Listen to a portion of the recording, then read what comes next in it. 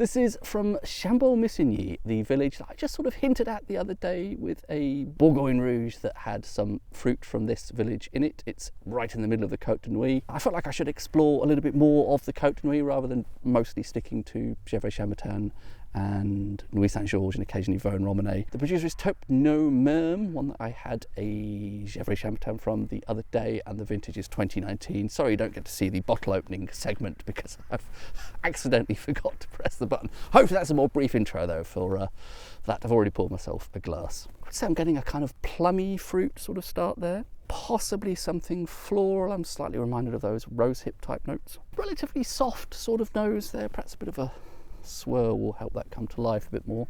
Maybe veering into red berry fruit, a little bit plummy, a little bit stone fruit. Not exactly getting cherry there, and I wouldn't say this is, at the moment at least, a blackcurranty style. It's more sort of red berry fruit and plums, a little bit of rosehip.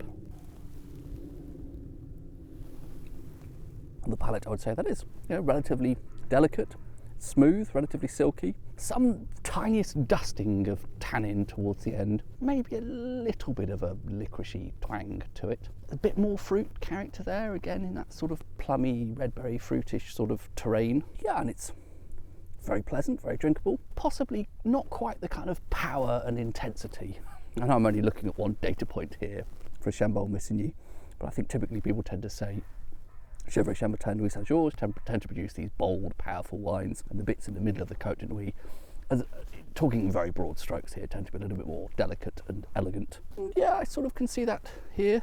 The word supple comes to mind, and I think I spotted that in some other tasting notes for this wine, and that refers to me to the sort of texture of this. It has this almost like a kind of elasticity as you're rolling it over the tongue, and there's also a kind of woody component to that, so that sort of all factors into this mouthfeel that kind of reminds me of, I don't know, kind of polished Scandinavian furniture or something like that. It all sounds a bit abstract, doesn't it? It's quite difficult because I'm a little bit out of my my normal zone of comfort of Gevrey-Chambertin and so on. The nose has opened up quite nicely now. I'm getting really, I would say it's veering more berry fruit rather than the plums I initially suggested. So nice berry fruit and slightly floral aroma. Again, I want to say something like wild rose, rose hip, something like that.